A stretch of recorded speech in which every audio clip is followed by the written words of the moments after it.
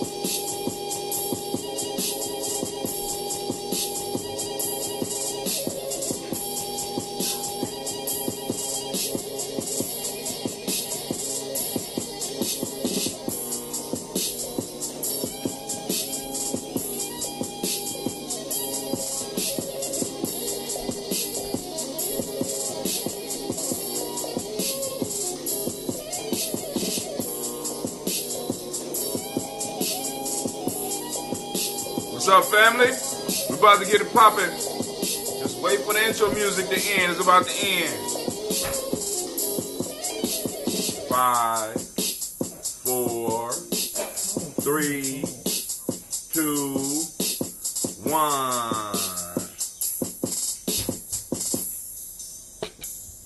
All right, we got a caller already on the line. All right. What's up, caller? What's up, caller? I'm gonna let you go before I get started with my little monologue, and then we're gonna get right into these folk tales, because I'm gonna make the show quick tonight. Who calling in? Or are you calling in just to listen? Brother Renee just calling you. Oh my, wait, stop. Hold the presses. Hold the presses. Elder Renee is in the house. We're going to give Elder Renee a round of applause here on the Gye-Nyame journey. Oh my God. We have been blessed. The elders are out tonight with us, so it's truly a blessed night. And Brother Hatim, you know, I'm struggling. It's real life here at Gye-Nyame Journey, family. It's real life, and I'm going through some stuff right now. And it's like I'm very upset, so I would love to have some good conversation. Did you have something in particular you want to talk about, Elder Renee, or was you just calling in to listen? Oh, I was calling in and didn't know it was time for us to call in. Oh, it's cool. I mean, it's always time for you to call in, Elder. Always time for you to call in. So, okay. So if you got something you want to jump off on, Sister Regina, say what's up. And Sister Regina, it is your day, right? It's your day, y'all, right? right, we're gonna give it up for Sister Regina, cause she be checking in on her days. See, a lot of y'all don't know the rules of Gye-Nyame Journey. She checks in on her day. This is her day. She is a Ya, female Ya. She is Ujima born. So this is her day, her power day. And those, once you start falling into the rhythm, certain things start happening for you on those days. So Elder Renee, go ahead. Go on get the conversation popping off, because we could take it in the direction you want to go. We got another call in. Just really calling in. I didn't know if it was time for us, me, you, and Kwame, where I could call in after I got off work or anything of that nature. Nothing, that's not until August, because we got some other plans. But we got somebody calling in from California. Who is that? Hello? I don't know who's calling in from California. Right. Somebody. I'm going to continue to listen and go ahead and keep doing what you're doing. Yes, sir. And I'll either hit you back before the day. To all the listeners, peace from Gye-Nyame Village. Peace. We building, family. Listen. All right. So, somebody, the person from California, you want to say something? Well, I see your information moving, but it's not. All right, cool. So we're going to move on. All right, family. So now, first off, I need to welcome you to the Congregation of the Mighty. This is the home of the stubborn minority, where your hustle builds muscle. This is Gye-Nyame Journey Media. Hello? Hello? Of course, you know this is Tribal Quotes, and this is a Heart of a Simple production.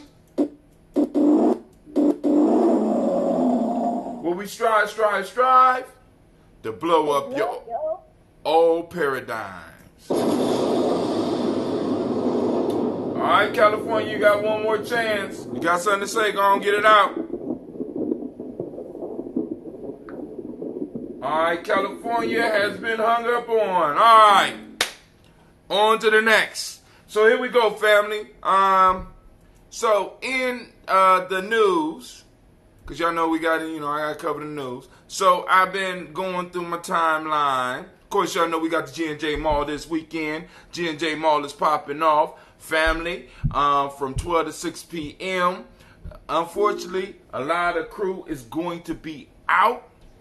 Right? A lot of crew is going to be out. So, I'm going to be working it. You know what I'm saying? I'm still going to be there.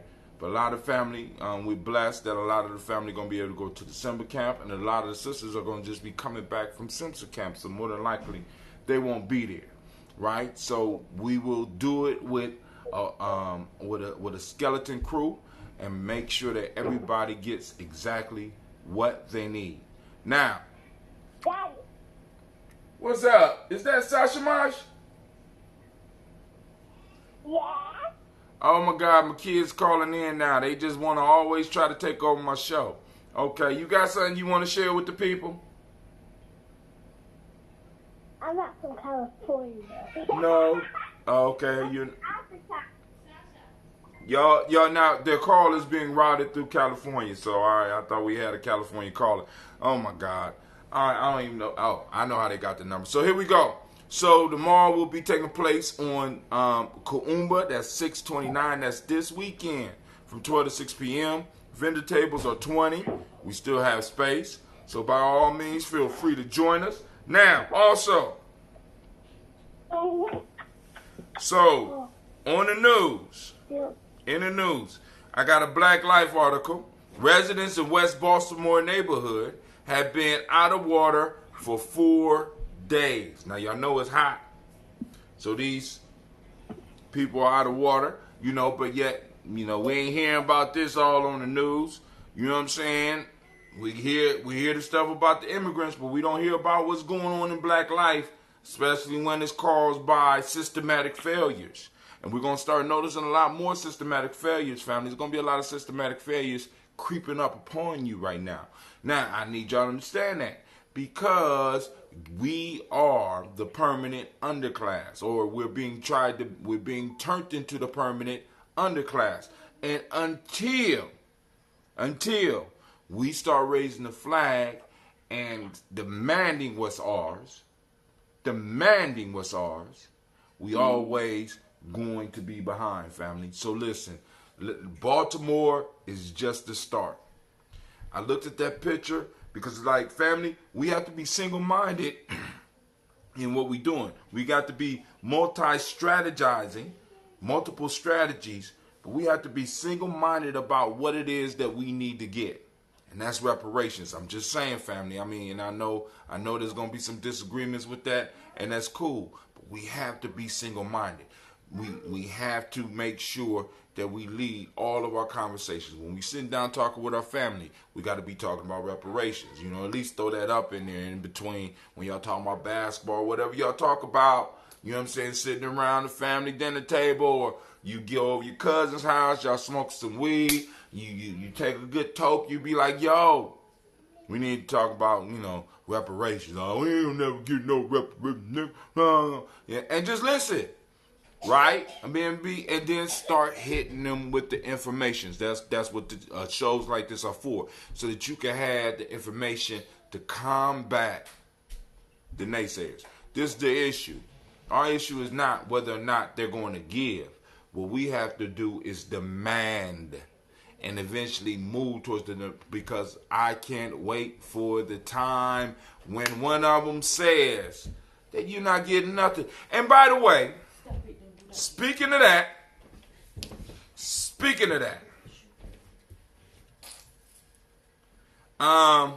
we have a Laura Ingram slams preposterous reparation calls. No do-over, that's it. Oh, didn't I just say that they was eventually going to get... Listen, family, think about this. Look, y'all have to... We're going to go through this real quick and we're going to get to... I promise we are going to get to the Proverbs.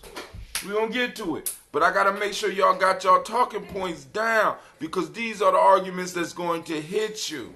All right, so now, Laura Ingram slams preposterous. It's called preposterous. They done broke out the dictionary on you, you know? Preposterous. Reparation calls. No do-over. That's it. All right, hold on. Fox News host Laura Ingram is under fire for comments, and they got a picture of her looking evil.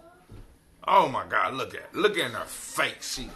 I gotta lift it up because I'm scared. You know, I'm like, have nightmares tonight. You know what I'm saying? Listen to what she say. Laura Ingram is under fire for comments she made on her podcast during a discussion with Kentucky State University professor Wilfred Riley, who is a treasonous idiot. I'm just saying, that's my opinion. Not the opinion of Gye-Nyame Journey. My opinion is my opinion.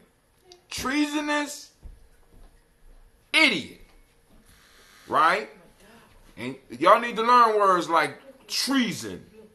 Right? We have to put that in there because we have to start erecting our borders, and we have to start defining what is appropriate behavior, what is not appropriate behavior, and start dealing with individuals. Right now, people can do almost anything in our communities, and it's cool. Right? I'm a peacemaker, and I'm guilty of a lot of that. I'm a peacemaker, right? I'm a family builder. I'm a nation builder. So I understand that I got my warriors, and I got some real warriors, and I got some scholars, and I got all that. So I have to manage all these personalities, because I don't believe that we're going to get free just by being in colleges. You know what I'm saying? I understand we're going to have streets, and we're going to have those that's in between all that. We're going to have politicians, and we're going to have gangsters. Right? I understand all this, so I'm a peacemaker. And y'all got to understand that, right? But we still have to be able to define our boundaries. And one of the reasons people feel free to do what they do, because the boundaries have not been defined. So let's get to Miss Laura Ingram and Wilfred Riley real quick. Author of Hate Crime Hoax. Wilfred, he wrote a book called Hate Crime Hoax. And guess who he focusing on the hate crime and the hoax? I just want y'all to know. You have to pay attention. Riley argued against reparations for slavery. Now, Riley he describes himself as Irish, black, and part Indian. Riley argued against reparations for slavery, saying there would be difficulty in determining who would be eligible and who would pay. He also said Native Americans could then seek reparations for the stolen land. Now, this is a doctor, but this motherfucker do not know that Native Americans receive reparations. Now, if they want to seek more reparations, that's their prerogative, but that ain't got shit to do with me or you. I mean, so people start convoluting the argument with a whole bunch of other stuff. They start piling on stuff onto the argument that have absolutely nothing to do with the argument. Native Americans' claim is different than ADOS claims. And this is why it's important to frame your identity and then border it off. So that when people come at you, like, because there's going to be one, well, what about the Native Americans? What about the Chinese? What about the Irish? And you know what your response should be? What about them? Ask them just like, what about them? What about the immigrants? What about them? Right? See, because the whole piece is people always draw on the humanity that we have as ADOS, because as ADOS, we have suffered so much. We understand suffering. And we understand, and in many ways, our hearts reach out to others suffering, and we want to help, even at our own detriment. But family, I'm just saying, we are at a time in history where we could no longer do that. See, because everybody want to come at us with this universal stuff and want to throw up all these other arguments to dilute what we're talking about. Like, do you not understand that the whole immigrant piece is, in a sense, some smoke to keep the attention off of you? You, out of everybody and everything that's going on here, are the only ones that have a legitimate claim on America. But let's go on through this, because I got to get through it. I'm sorry. I have to get through.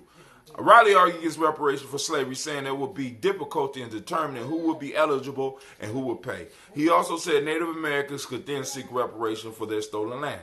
Idiot. In a clip posted online by Media Matters, Ingram replied, people would argue that the whole world, and I would, that the whole world has been reshaped by people taking other people's land. It's called conquest. Now let's be clear about the conquest that we are talking about. We're talking about Europeans leaving Europe and being a scourge upon the goddamn planet. Let's just keep it all the way real. So now, what is she saying? So let's go and continue. She said there was a totally different map throughout Europe and Asia, and added, they want to live in a fake world, as Trump always says. And she quoting the Great Pumpkin. You don't get do-overs. Now, family, I want y'all to listen to what she just said. Like Trump said, you don't get do-overs. When this, our president, the Great Pumpkin's whole life is about getting do-overs. I'm just trying to keep it real with y'all. This man's whole life is a do-over. He had the ability to fail several times. And each one of y'all out there that listen to me know that your children don't get an opportunity to fail. One time. One time. You know it. And I know it. And this dude that's sitting in the White House failed his way to the White House. He was so bad at business that he had to get a goddamn TV show to make more money so that he could build up a reputation to move into the White House. Come on, family. His whole life is based on do-overs. So he say when he say there's no do-overs, he don't mean it for him. He don't mean it for people like him. He mean it for you. You don't get do-overs. I promise I'm going to get to the folk. I'm going to get to the quotes. No do-overs. That's it. There was an argument sometime, I think it was in the 1980s. It was a quote, you won, we lost, that's it. Describing world politics. We won, you lost, that's it. That's just the way it is. This is this white woman saying it because now the rhetoric is going to start getting a little bit more aggressive towards us as we start demanding reparations, as we start demanding what's ours, as we start demanding our place in America. I got too many elders that fought in wars for this country that are not getting the full benefits of being American. I got too many young people that are not getting the benefits of being able to fail their way into success. Come on, family. Ingram later fired off a series of tweets slamming reports about her comments and blamed leftists for distorting her words. She also tried to explain her comments. For the record, the quote from my podcast, "We won, you lost, that's that," was referencing the general world map that changed over millennia due to war. And we discussed how coming together as one people of all races would be the best path forward. Family. Black folks ain't never said they ain't want to work with nobody. We just saying we are old.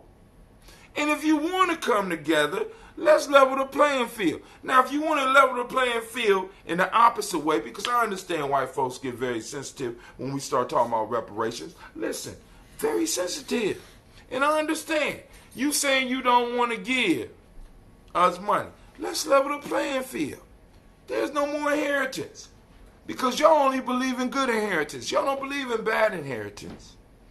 I inherited poverty. I inherited nothing. Because my people was not able to produce anything. Not all because of them. So we want it all to go and be even, then let's do a reverse reparations. Nobody inherits shit. And we all get to start at zero. We take all the money and we invest it in the schools, and everybody go to the similar schools, and the best ones rise through their own merits. But no, you won't like that. We're giving you an option where you still could kind of keep your little lead. Right? It'll be better for you to just go and pay. Go and provide the resources. Because we built this shit. And it's getting to a point in time now where we're just waiting, because right now your little girl Laura Ingram is speaking out what a lot of y'all are thinking. Right? You know what I'm saying? Because it's getting to a point where eventually some of us is going to be to a point where we ain't paying shit. I ain't paying taxes. Paying shit. You know what I'm saying? I miss me on all that. We find out, you know what I'm saying? I ain't going to the military. Miss us on all that shit. Right? All of us just claim disability or some shit like that. I'm crazy. White supremacy done drive me crazy. I need Social Security. Bankrupt the system. Keep on playing. Keep on playing. You know what I'm saying? But hey, it is where it is. She was, as noted above, referring to the general world map, but was also responding directly to discussion on reparations. And her comments that followed, quoted, were also on the topic. This is just preposterous. This idea of trying to divide the country up on, I guess, go through 23andMe and see who's what lineage and what percentage and when did you come here. I guess come up with an algorithm. Certain people get land and other people get cash and other people get opportunity. See, this is where they get you. They try to complicate the whole argument. It's very simple, family. You see, because of the way white supremacy worked, they wasn't letting black people in the country prior to 1965. So it's real easy for us to determine who was here by the records that they keep. How could defining who was here and who wasn't here be so complicated for a country that could tell each of us right now that's listening to my station, right now that's listening to this broadcast, how complicated could it be for them to determine who was here before 1960? America, who could take a missile and drop it right in your living room right now from San Jose, California. Come on, family. Don't let them get you with that. That's that. All of these arguments are foolish in a country that has all of the technology we got. All of a sudden, when it comes to determining, listen, they just found some World War II survivors' bones on an island. They are going to fly them to Hawaii, and they are going to determine who these bones belong to. Mark my words, they're going to do it. So you mean to tell me that you could find some bones that was buried from a battle during World War II, fly these bones to Hawaii, to a laboratory, and determine who these bones belong to, but yet you can't decide, you can't find out who's supposed to get reparations and who's not? Oh my God. Oh, it's perplexing. It's preposterous. Right? And we have politicians who, through the color that they were born in, have benefited their whole lives, that are telling you that it's not fair for them to pay up. So I want you, everybody, when Rent Center call you, because that's the life we live in, when Rent Center call you and want to collect your bill, I want you to tell them that it's not fair that you have to pay this bill. When the phone company call you, I want you to call them and let them know it's not fair that you pay your bill. They need to stop begging you. When the IRS comes, I want you to tell them that they need to stop begging for your taxes. No, you can't do that.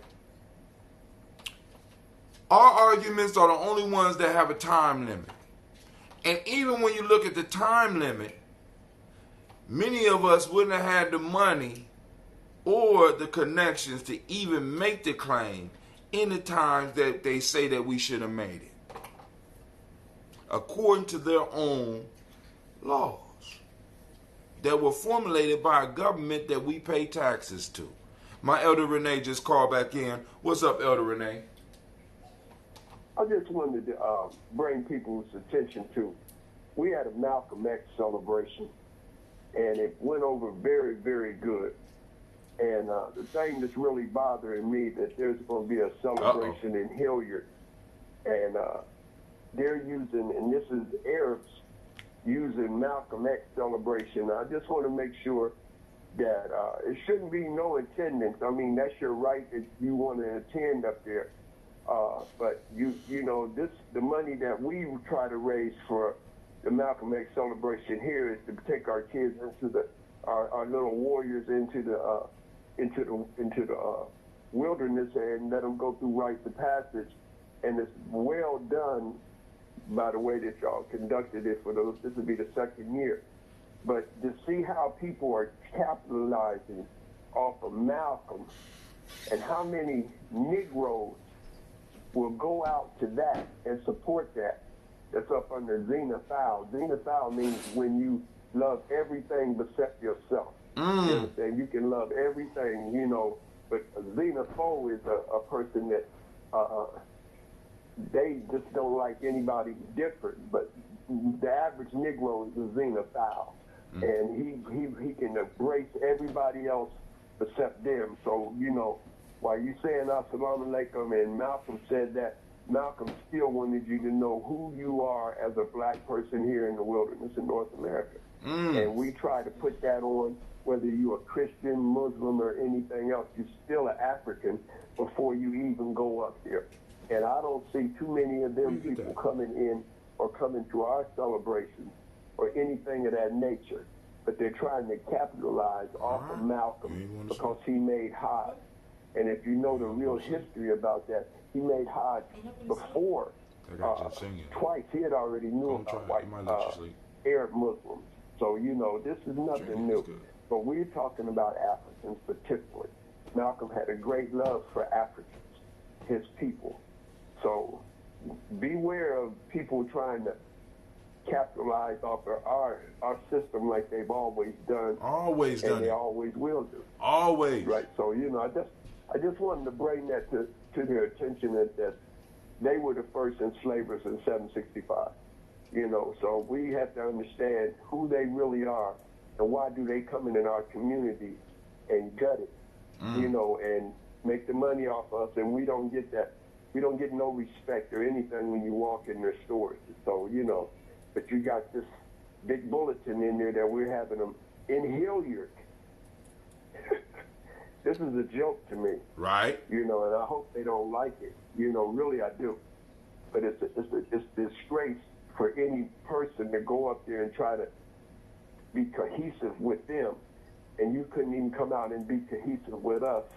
Whether we don't care if you're a Christian, Muslim, 5% or whatever. Everybody should have been gathered over there with us on that day. But I think it was the Asian fest going over another side of xenophile. All that xenophilia was going on, right? Man. Absolutely. So I just wanted to make sure that you keep that on the front burner, because it's really something that we are trying to establish on Malcolm's Day, you know, and every day is a celebration for Africans. You know, if we can just come together and put all those little petty differences aside, and once they see us do that, they're coming. We really don't need their help.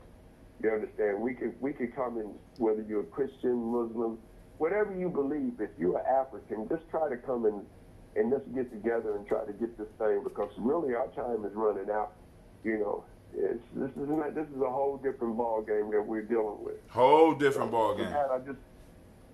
With that, I want to just say that to the listeners, peace and hair grease, and keep a smile on your face to one another and speak to one another at common courtesy. Hey, so y'all heard it from Elder Renee. I got one more little quick article I want to roll through, and we're going to get right back. We're going to get into the folktale. Forget reparations. Money won't solve black community problems. This is from a magazine called Daily Signal. This is why I keep on saying, this is why Gye-Nyame Journey, Gye-Nyame Journey tribe. We still a tribe. But we went and said Gye-Nyame Journey Media. Gye-Nyame Journey Media. Because we got to start getting it. This is why we started the newsletter, because the first article I read you from was called the Daily Beast. But then this one's from something called the Daily Signal, because what they do is they develop their talking points and they attack things or big up things that are for them. And we have to start beating our drum as well, so that we can start getting our people the information that they need. We can't let them randomly just be going through Facebook and just grabbing shit. We need to have stuff compartmentalized and in an organized fashion, so that our people can read it. That's what the news is supposed to do. The information is supposed to do, so that we can start getting people to really understand what's going on. And I want to read to you what the other side is saying about the whole reparations argument, so that because your own people going to use these very arguments against you. And what people got to understand is much bigger than just the whole reparations piece. Please understand, family. It's much bigger than that. See, because what I want is the yes and the action, or the no and the action.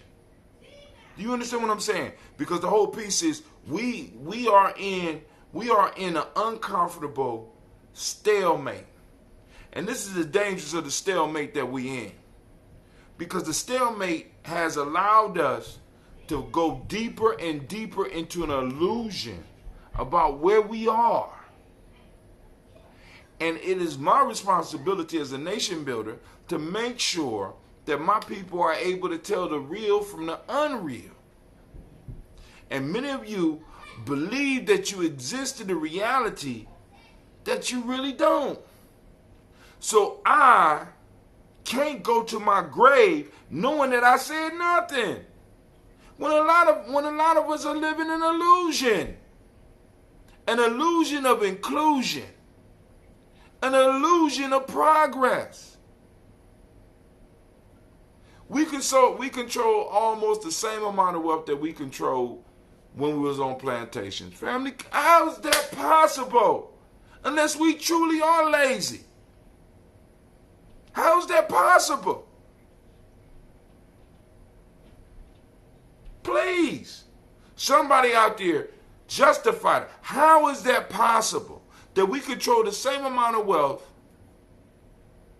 now, totally supposedly free, that we held when we was in chains? Unless there's some systematic piece, or unless what they're saying about us is true.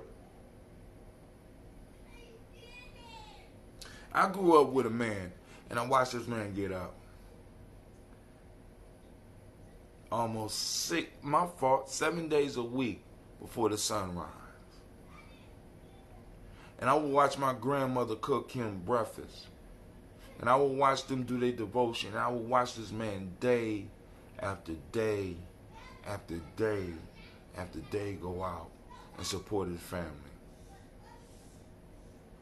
Not just his immediate family, but his extended family. I seen him open up his house to dozens and dozens of people. Him and his wife. Watched this for years and years, and then I watched as he died with absolutely nothing, family. And I'm trying to tell y'all, this is the fate that they have for you, and it's only getting worse. And the key piece that I keep trying to tell y'all, and nobody seems to hear me, is the fact that the same amount of money that my grandfather did all the stuff that I'm telling you right now that he did, the same amount of money that he was able to do that with, I make the same amount of money. My grandfather had a 6-bedroom house with a livable basement. I make the same amount of money as him. I got me a little 3-bedroom apartment. My grandfather would buy his wife a car every other year, possibly, and kept a car himself. And when he wanted to travel, he bought himself a van. I'm making the same amount of money that my grandfather made. And many of y'all making the same amount of money that my grandfather made. But yet, you can't live that life. America has moved on. See, we look at college and we say college is expensive. No, college is not expensive. College is the price it's supposed to be. You just ain't supposed to be there. Elder Renee, I got all these elders around me. I got all these elders around me in my life that went and fought for this goddamn country, and we are not receiving the full benefits of being members of this country, and it's okay with a lot of people. And that's not okay with me. I'm sorry, go ahead, Elder. See that, as my ancestors, and my great-great-grandfather who ran away and fought in the North, and his son fought at San Juan Hill, and my grandfather fought in World War I, and then my father fought in World War II, Korea, and the French of Vietnam. These people were going to fight, but they were trying they were really fighting for not civil rights, they were fighting for human rights. See, people don't understand the declaration that we're not even equated into being a human. You understand what I'm saying? So we have been mentalized into this mindset that we think that, maybe just possibly if I make a little bit more, or I go eat where master eats, or I do this. This is how they get by us with this foolishness that we think that this is going to set us free. Freedom is not, I'm free because I know who I am as a black man, but as far as in this country, we're still striving to be human. You understand what I'm saying? We're not considered human, and people don't want to understand that, and we're not in the Declaration of Independence. We're not in that. That's not our story. They're not talking about us, and they're not talking. I don't really care whether they're talking about white folks or not, but we're not equated in there, and if we are, it's property or anything of that nature. So we got to really understand where we stand at and how our ancestors that worked hard, bought land, and everything of this nature that came in. I'm a homeowner. I've owned a couple homes.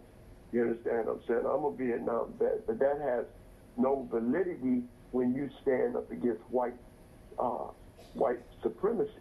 You understand? It doesn't have it, but I'm not even concerned about the white supremacy right now.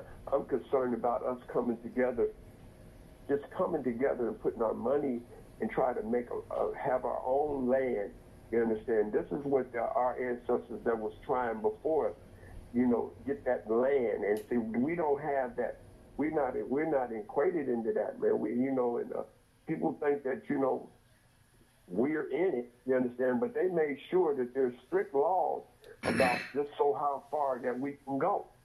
And they don't want to talk about that. You understand? Because nobody study. We have more doctors, we have more lawyers, we have more black police officers, but we have more incarceration. We make 66 for us in penitentiaries, you understand, or on parole, or on drugs, or on this. You understand? Because why? We're not settled with ourselves. We're not settled with ourselves. I'm a recovering addict. I know that not knowing about yourself. It's self-destruction when you don't know who you are. And why do we have to live like this? And this is, money ain't gonna make you free. See, I don't care how much money you got. Right. Right. But it will help us if we want to build something. That's right. What makes me feel good is when we come together and there's no arguing or no disputation. There shouldn't be no kind of foolishness in, if there's a disagreement in the village, and whether you right or wrong, as far as I'm concerned about my aunt, and you have been disrespectful, you should always go. That's why I went back and apologized to Tyree Village. That's why I went back and apologized to the elders. Not because to make them feel good, it's because something I had to do. I'm going to have to cut off right quick, brother. That's cool. And I really appreciate you letting me say anything. No problem. Peace. Now, family, another piece that I want to cover. On the 29th, the day of the G&J Mall, that will be 1956. 1956. 50 years will be 2006. So that's 2050 plus 13. That's 63 years, I think, somewhere around there. 63 years. They started the interstate highway system. Now, one of the arguments that I have with a lot of my folks is because we say, we talk about what we're not doing. But a lot of my family are old enough. Family, I'm going to think about this. A lot of my family are old enough to remember before interstate highways. Now, I want you to go back just that 50 some odd years and see, for some of us it goes back into the 60s, because right after they finished the interstate highways, they started doing the interbelts within these cities. Now, I want y'all to think about, what does 70 run through? What do 71 run through? In Columbus, and those of you that live up in Akron, what does 77 run through? And is it, that goes across? I can't remember the one. Is it 76 to go across? What do those run through?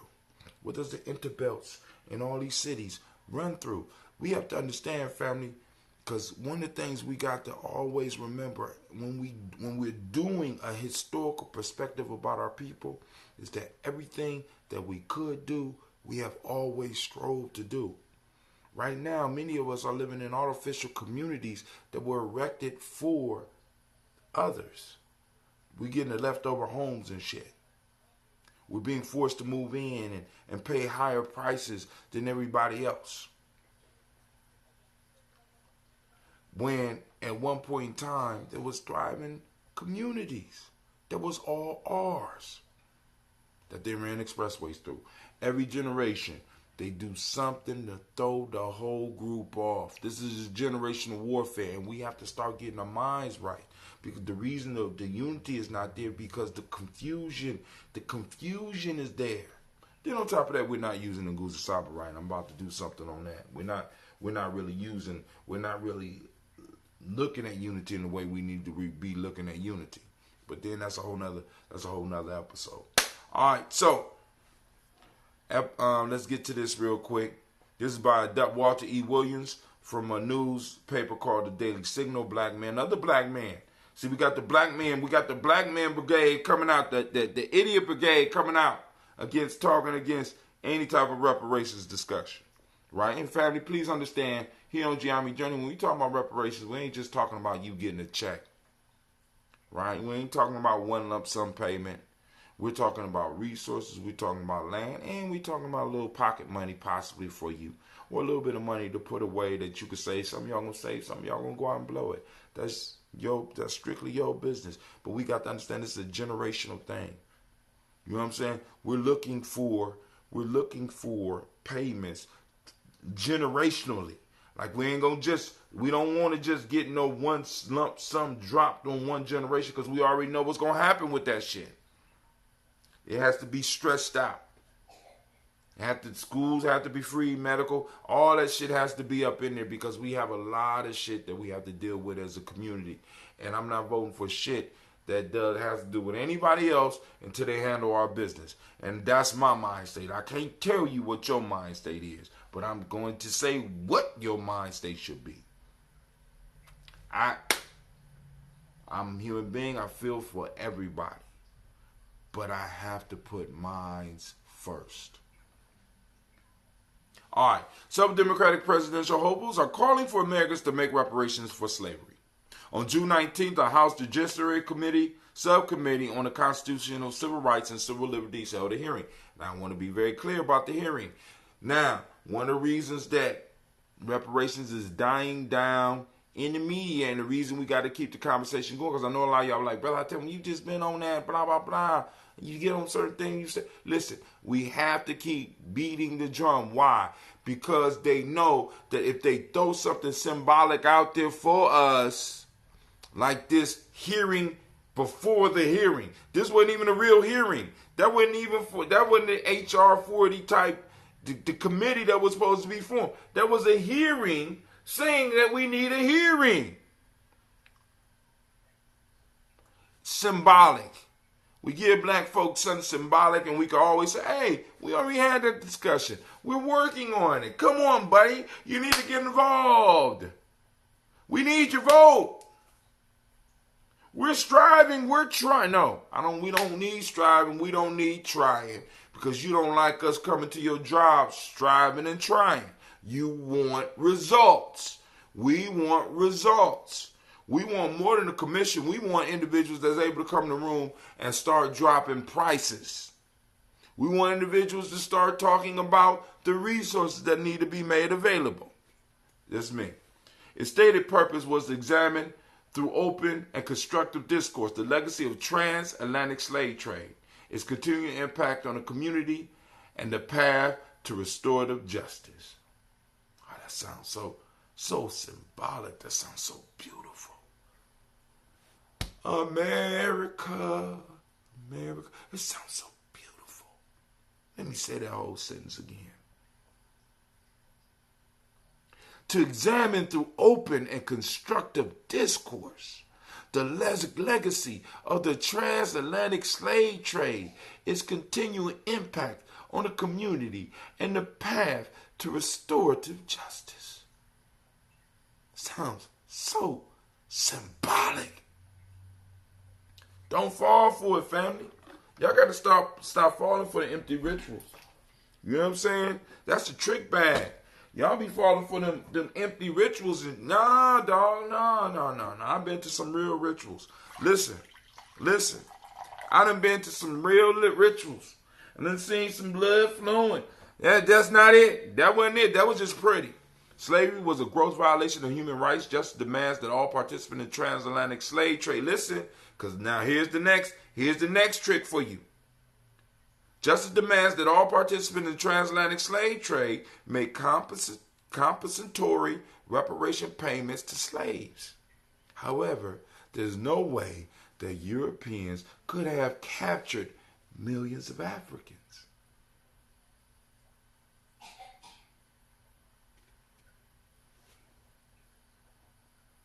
See, this is why it's important that they keep you thinking about Africa in a continental fashion rather than Africa as a group of countries and Africa as groups of different people.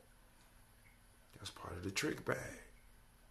As long as you can look at Africa as a continent and a totally united continent, you always gonna fall for the tricks. The liberal left continues to push the radical agenda against American values. The good news is there's a solution. Oh, that's a commercial, my fault. That means compensation would have to be paid by Africans and Arabs who captured and sold slaves to Europeans in addition to the people who bought and used slaves. Listen, now they're taking the argument away from the government and putting it on groups of people. So Africans, those groups over there that sold, Arabs, the group over there, Europe, right? So they're trying to get us to get back to the argument where we're expanding this whole argument with the world. See, the reparation movement we got right now, ADOS, strictly going for the American government. It's up to America to pay us our money. Where they gonna have to go get it. They need to go get some countries in other places and other people responsible. Then that's on them. We're not doing all this shit. And that's where they kind of confuse you with the argument. Well, you got to get everybody that was we got to get the individuals that we was paying taxes to. And we got to get the place where that made it legal for us to be in the position that we in. Y'all can't play with me. Come on, family. I've been reading too long. Y'all playing games since slaves. And see, there you go. Since slaves and slave traders, owners are no longer with us, compensation is beyond our reach. It is a matter that will have to be settled in hell or heaven. Like hell? Nah, hell no. See, there you go. See, they time out your shit. But other people, think about this. America, Europe, everybody supported the Jewish people when they demanded to have their land back, even though they hadn't been in that land for over 2,000 years. What makes their claim that Israel was their homeland any more valid than our claim that America owe us money?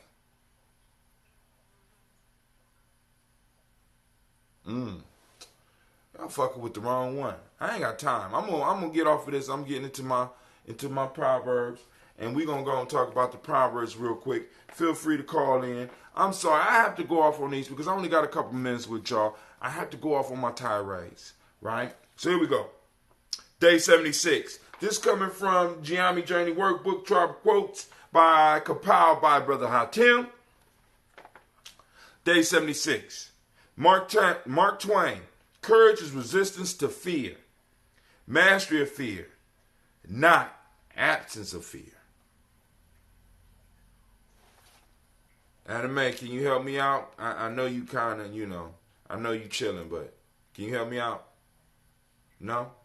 I'm going to read it again. There you go, girl. There you go. Yeah, that. No, it wasn't supposed to be explosion. It's supposed to be, there we go. Courage is the resistance to fear. Mastery of fear, not the absence of fear. That's Mark Twain. There's a good deal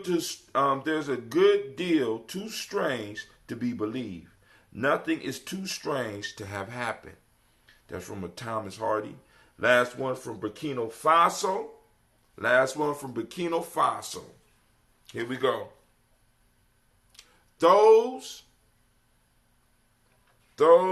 that blow on fire will run from smoke. Those that blow on fire will run from smoke. All right, so let's start with the first one. I'm going to do the first one. I'm going to get off of here.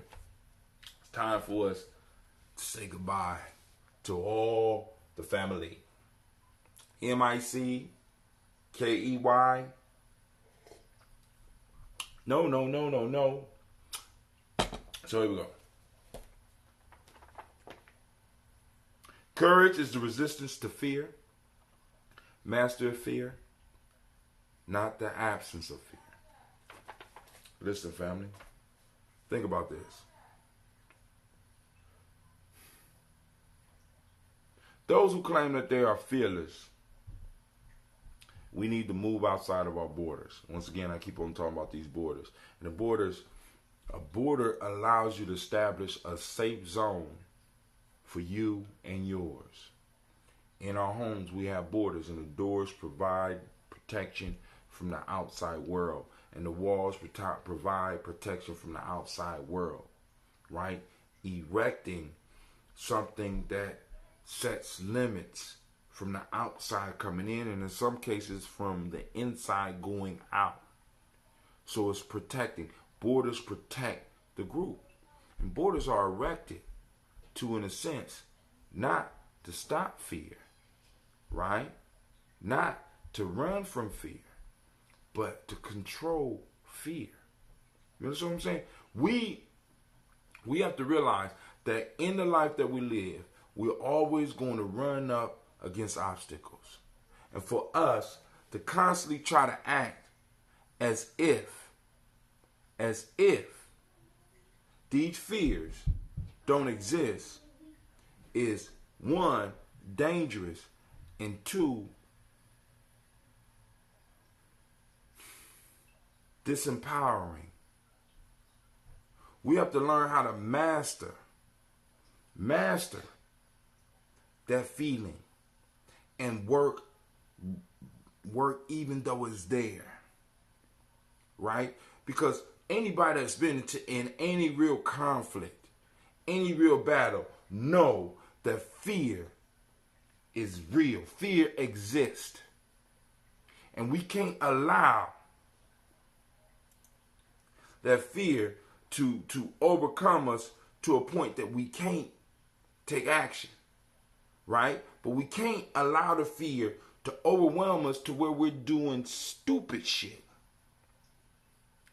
Some of us claim that we're not scared and claim that we don't have fear and get out here and do some extremely dumb and dangerous shit to prove that we're not scared, when in fact you are actually proving that you are scared to those that really know. Now, what this got to do with us as a group? Family, listen.